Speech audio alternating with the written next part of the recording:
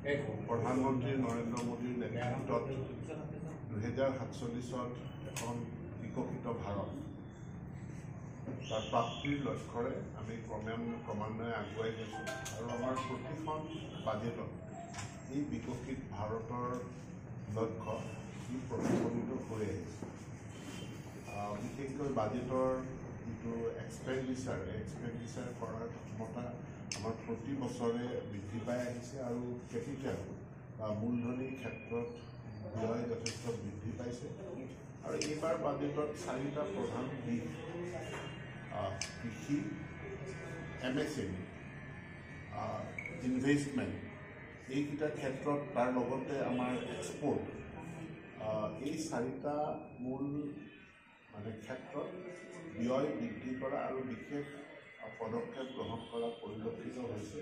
কাৰণ কৃষি আৰু MSME ক্ষেত্ৰটো শক্তিশালী কৰিলে আমাৰ GDP বৃদ্ধি পাব আৰু GDP বৃদ্ধি পোৱাৰ লগে লগে বা এইকেইটা ক্ষেত্ৰৰ সম্প্ৰসাৰণ হোৱাৰ লগে লগে এমপ্লয়মেণ্ট যথেষ্ট বাঢ়িব। সামগ্ৰিকভাৱে ইনভেষ্টমেণ্ট আনকি সকলো ক্ষেত্ৰত নতুন নতুন মূলধনী প্ৰকল্পত ইনভেষ্টমেণ্ট বাঢ়িছে আৰু যোৱা সময়খিনিত আমাৰ ৰপ্তানিৰ পৰিমাণো আমাৰ বৃদ্ধি পাইছে। চ' এগ্ৰিকালচাৰ, MSME, ইনভেষ্টমেণ্ট আৰু এক্সপৰ্ট এই 4টা ক্ষেত্ৰত বিশেষভাৱে গুৰুত্ব দিয়া হৈছে। মই শিক্ষামন্ত্ৰী, গতিকে মই নিৰ্মলা সীতাৰমণ ডাঙৰীয়ানীক বিশেষভাৱে ধন্যবাদ দিম। কাৰণ শিক্ষা ক্ষেত্ৰখনত তেওঁ যথেষ্ট গুৰুত্ব প্ৰদান কৰিছে আৰু বৰ্তমান সময়ৰ যিটো প্ৰয়োজনীয়তা, আমাৰ যি পৰম্পৰাগত শিক্ষা তাৰ লগতে আমাৰ যি নতুন নতুন বিষয়সমূহ আহিছে, artificial intelligence, robotics, machine learning ইত্যাদি, এই ক্ষেত্ৰসমূহক ছাত্ৰ ছাত্ৰীক অৱগত কৰোৱা, তাক বিদ্যালয় অৱস্থাতে পৰিচিত কৰাই দিয়াৰ কাৰণে চৰকাৰখনে বিশেষ ব্যৱস্থা লৈছে। ইতিমধ্যে আমাৰ বিদ্যালয়সমূহত আমি টিংকাৰিং লেব অসমত প্ৰৱৰ্তন কৰিছোঁ আৰু এই টিংকাৰিং লেব অসমত আমি ৰূপায়ণ কৰি আছোঁ IIT গুৱাহাটীৰ লগত এটা সহযোগিতাৰে। টিংকাৰিং লেব গোটেই ভাৰতবৰ্ষত এবাৰ বাজেটত প্ৰস্তাৱ কৰা হৈছে যে 50,000 চৰকাৰী বিদ্যালয়ত নতুনকৈ টিংকাৰিং লেব হ'ব। গতিকে এই টিংকাৰিং লেববিলাকে যথেষ্ট পৰিমাণে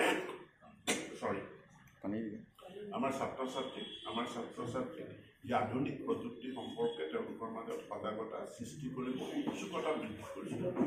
শিক্ষামন্ত্ৰী হিচাপে মই আৰু এটা ধন্যবাদ জনাম যে মেডিকেলত আসনৰ সংখ্যা বৃদ্ধি কৰাৰ এটা নিৰ্দিষ্ট নিৰীক্ষিত কৰা হৈছে আৰু 10,000 মেডিকেলৰ আসন MBBS পঢ়িব পৰা ছাত্ৰ ছাত্ৰীৰ সংখ্যা আসন বৃদ্ধি কৰাৰ কাৰণে বাজেটত প্ৰস্তাৱ কৰা হৈছে আৰু এই 10,000 বৃদ্ধি কৰি সৰ্বমুঠ আমাৰ 75,000 মেডিকেল চিট সৃষ্টি কৰাৰ লক্ষ্য লৈছে। গতিকে তাৰ কাৰণেও মই ধন্যবাদ জনাইছোঁ।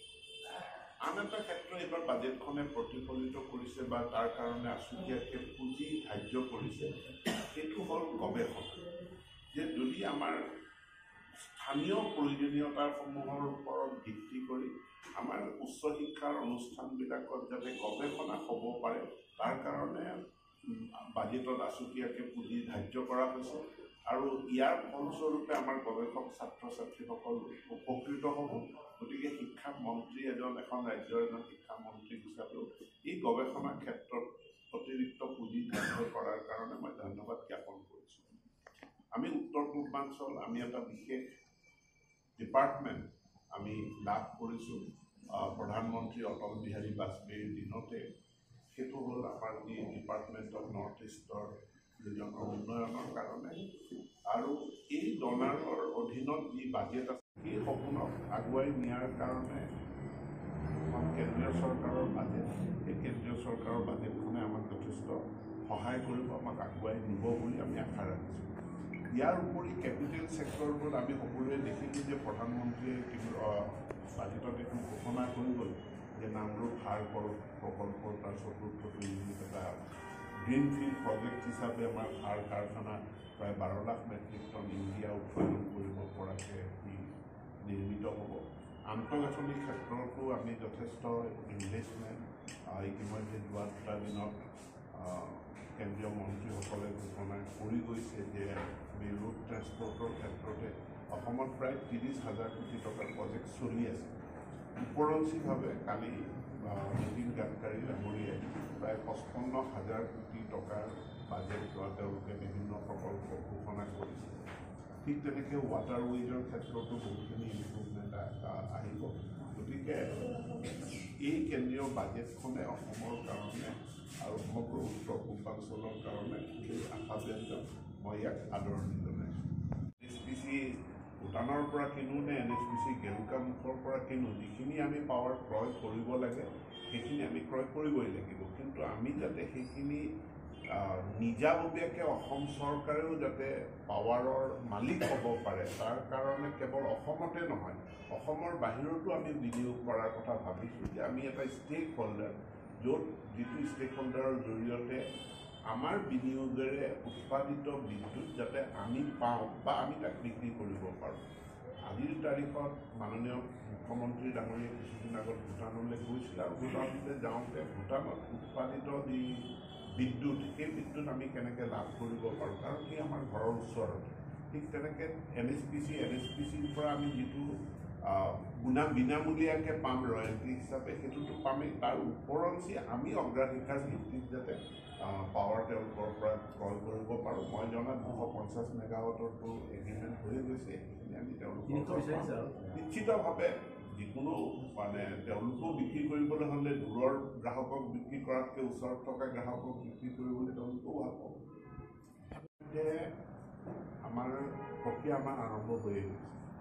মাননীয় মুখ্যমন্ত্ৰীৰ নেতৃত্বতে যি আমাৰ 43খন ITI আছে, ITIৰ শিক্ষাটো আগতে এটা ডেড ইন আছে যে মানুহে ITIত এডমিশ্যন ল'লে, ITI পাছ কৰিলে, কিন্তু ITI পাছ কৰা চাৰ্টিফিকেটখন লৈ তেওঁ আৰু কোনো উচ্চ শিক্ষাত নামভৰ্তি কৰিব নোৱাৰে, কাৰণ সেইখন ITI চাৰ্টিফিকেট। তাৰ পাছত তেওঁৰ বেলেগ কোনো সেইখন চাৰ্টিফিকেট লৈ ক্লাছ 12ত এডমিশ্যন ল'ব নোৱাৰে বা পলিটেকনিকত এডমিশ্যন ল'ব নোৱাৰে। এতিয়া আমি এটা ব্যৱস্থা কৰিব বিচাৰিছোঁ যে ITI চাৰ্টিফিকেটখনক আমি ক্লাছ 10ৰ ইকুইভেলেঞ্চ দিব বিচাৰোঁ। কাৰণে যিসকল প্ৰশিক্ষক টাটাই আনিব আৰু এই 3 বছৰৰ ভিতৰতে আমাৰ শিক্ষকসকলক প্ৰশিক্ষিত কৰিব। মই 5 বছৰ বুলি কৈছোঁ, মই টাটাক অনুৰোধ জনাইছোঁ যে 5 বছৰ আপোনালোকে প্ৰশিক্ষক দিয়ক আৰু 5 বছৰৰ ভিতৰত আমাৰ শিক্ষকসকল যাতে ইয়াত প্ৰশিক্ষিত হৈ যায় তাৰ ব্যৱস্থা দিয়ক।